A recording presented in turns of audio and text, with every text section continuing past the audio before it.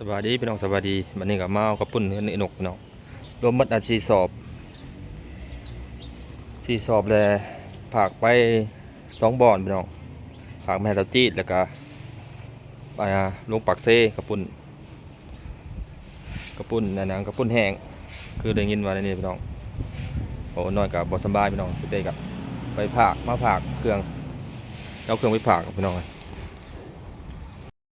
เขากับผากไปเรียบร้อยไป2 บ่อนพี่น้องยังเหลืออยู่2 สอบกับอันนี้แหละพี่น้องปลายเนี่ยพี่น้องโศกอยู่เพื่อนพี่น้อง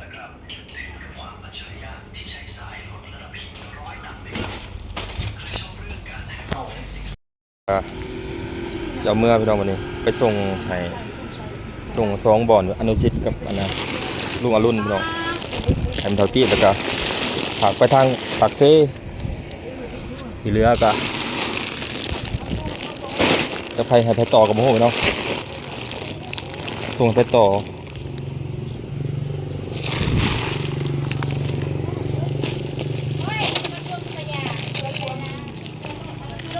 มาเพื่อนเนี่ยนกพี่น้อง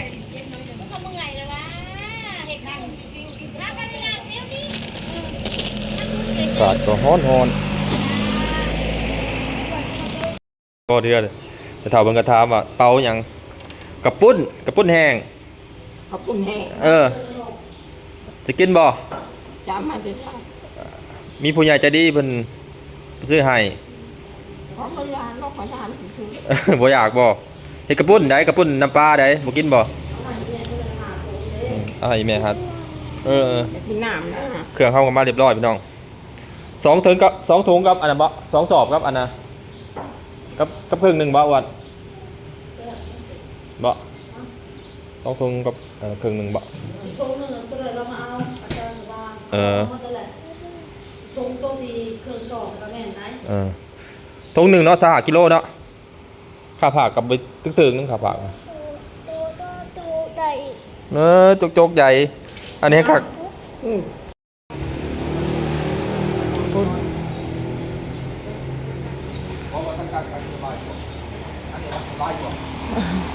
ได้บ่ละใส่เลขเหยียบเบรกได้บ่ละลองทางหลังด้วย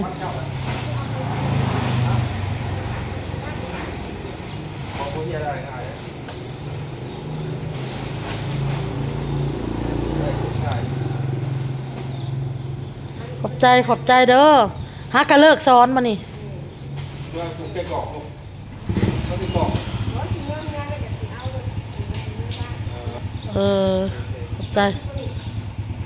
ขอบใจเด้อที่ใช้กินขอบใจหลายได้แล้วขอบคุณนี่ที่ใช้กินได้เลยเด้อขอบคุณได้หักเรียบร้อยเลย10 โลน้องอ้นเอาให้ขอบใจหลายเด้อที่เดินปันเห็นพี่น้องเพิ่นกับหูเสือไปทางไหนเดินปันแขนน้องนุ่งที่หูจัดจังขอบใจร้ายขนาดนั้นก็ล่วงออกบ้านออกร้องซิมก่อนเลยสิหน่อยฟังว่าแซ่บพอได้เลขรถบางเลขรถมาเห็นเลขรถขอบใจเด้อขอบใจคือกันเอาเสื้อมัดข้างหลังบ่ใกล้บ่เพิ่นใกล้เบิ่งเอามัดเอาได้เห็นยังบ่ได้ลองเพิ่นว่าได้ก็ได้ขอบใจเดินทางปลอดภัยเด้อ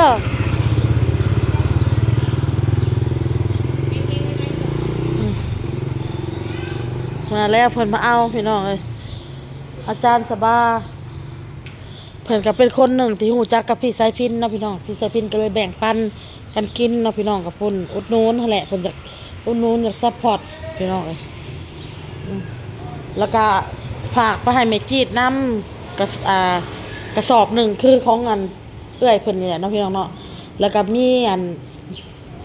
สาวสันนำเนาะฝากไปให้กระทง1 ทงอันนี้แหละพี่น้องแม่จีดทง1แล้วก็เอ้ยเมื่อกี้นี่เนาะเอ้ยเพิ่นมาเอาเมื่อกี้นี่เอ้ยสบาเพิ่นมาเอาเมื่อกี้นี่เนาะกระสอบ1แล้วก็ของสาวสันนำพี่น้องอยู่จำปาสักพุ่นแหละฝากไปทง1อันนี้ส่วนที่เหลือเนาะป่นกับให้ย่านำเด้พี่น้องย่าหาทงเอามาให้เพิ่นเนาะแต่มื้อก่อนมื้อ1พุ่นล่ะเอามาให้ย่าอันนี้ส่วนที่เหลือโอนก็สิเอาเมื่อไว้อยู่เฮือนเอาไว้ กินไว้หยังหั่นแหละก็ว่าสิแบ่งให้เอื้อยน้ำแน่พี่น้องโอนว่าสิแบ่งให้สาวน้อยน้ำแน่เนาะโอนน้ำแน่ผู้ละถุง2ถุงเนาะพี่น้องเนาะเอาไว้แบบว่าอยากเขาอยากตำอยากหยังเขาก็ลวกเอามาตำกินเพราะว่าเส้นมันเหนียวนุ่มแซ่บพี่น้องถ้าปนเส้นเล็กเส้นน้อยสบายดีอีกครั้งพี่น้องอ้นก็ออกจากห้องหมอแล้วเด้อพี่น้องออกมาแต่เว้นพุ่นแหละเนาะพี่น้องเนาะออกมาให้บ่าวเต้เราไปเอาข้าวปุ้นไปส่งพี่น้องเลยให้เซาสั่นแล้วก็อาจารย์เนาะพี่น้องอาจารย์สบายก็มาพร้อมเพื่อนพาให้แม่จีดน้ำแน่เนาะพี่น้องเนาะก็ส่วนที่เหลือก็เป็นของอ้นพี่น้องเอามาพี่น้อง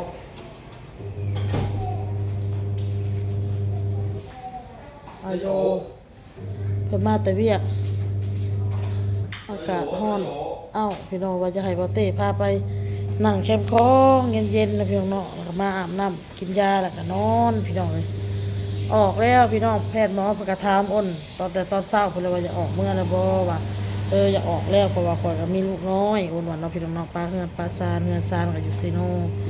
เพิ่นก็เลยว่ายมยากะกินเอาเพิ่นบอกออกไปซื้อยาข้างนอกกินเด้อเพิ่นบอกบ่ให้บ่าวเต้ไปซื้อมาแล้วยมยาพี่น้อง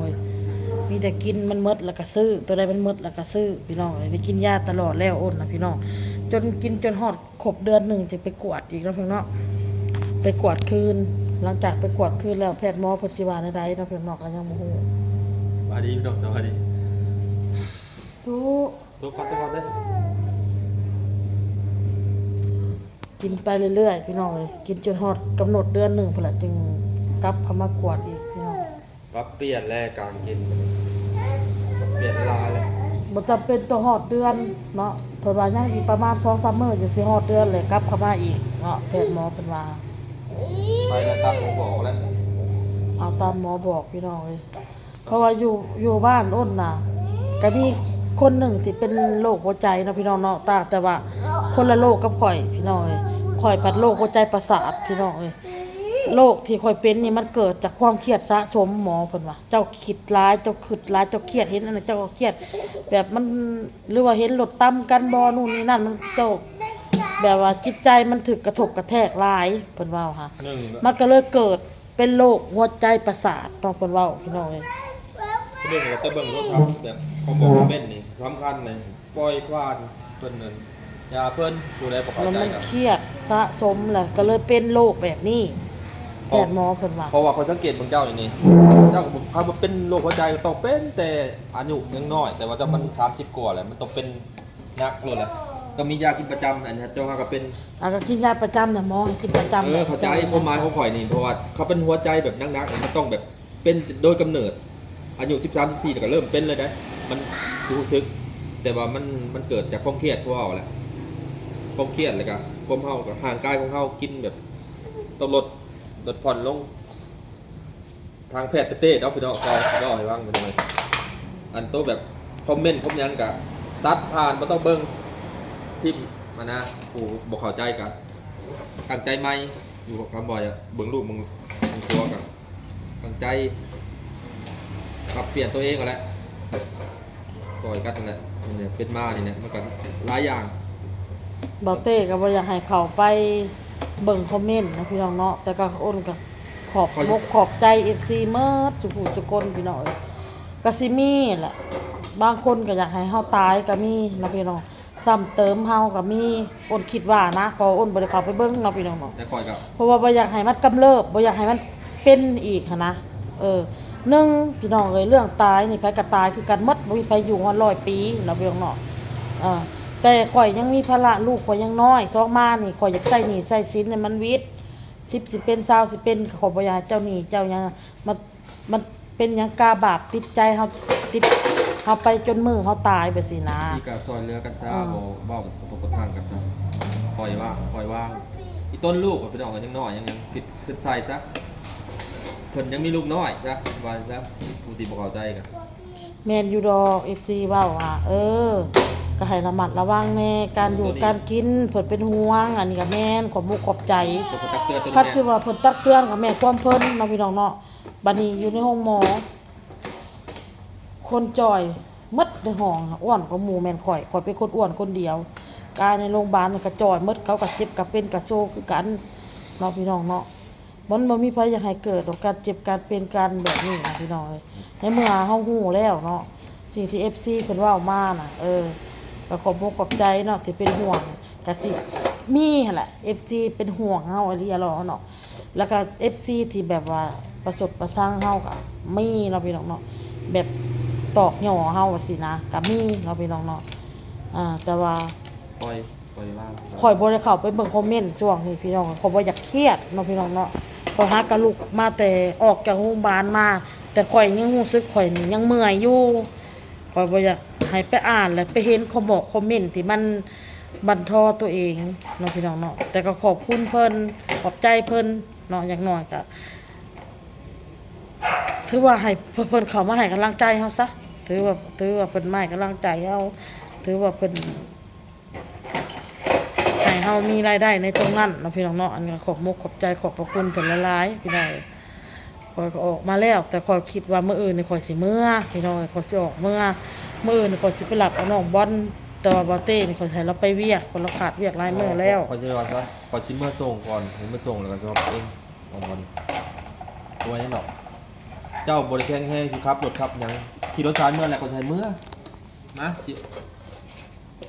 ลอยลอย โอ้ยว่าเอาลายพี่น้องกันว่าเอาลายกับเหมือนกันก็หมายสีเพชรคือโตแข็งแห้งกับบ่ได้ยังไงขี่รถเตอร์ช้าเลยเมื่อจะขี่รถจักรเมื่อลาลูก คือโดยสารเมื่อกับมื้ออื่นนะเมื่อป้าห่วงแน่ห่วงทั้งเป็ดไก่แน่พี่น้องเอ้ยเฮือนซานเนาะพี่น้องเนาะ ไม่ต้องห่วง จะห่วงแต่ว่าบ่ห่วงเมื่อยก็มันหักสิดีขึ้นเรากินกินยาตามแพทย์ตามหมอให้แหละคนเฮามีพบก็ต้องมีจากเนาะมื้อใดมื้อหนึ่งข่อยบ่อยู่แล้วก็ถือว่าข่อยตุ้ยเนาะพี่น้องที่ข่อยยังมีปากมีเสียงเว้าก็นํอยู่ก็ถือว่ายังอยู่ถือว่ายังอันบ่ตายพี่น้องเอ้ยแต่มื้อใดมื้อหนึ่งก็บ่เห็นมาเว้าแวะแบบนี้ก็ถือว่าตุ้ยคือ FC เพิ่นว่าน่ะตายปะชุบเจ้าแล้วเนาะพี่น้องเนาะ เมื่อกับ อือ พันเปลี่ยนไม้ฟอร์เวตอัพแอนด์ดาวเนี่ยตัวอย่างการกินเนี่ยสำ ไป คัญ แล้วพี่น้องไปแล้วคลิปนี้ก็ได้พอกันคลิปหน้าพี่น้อง ไป เอ้ย สบายดีเถียงมาเลย สบายดีพี่น้อง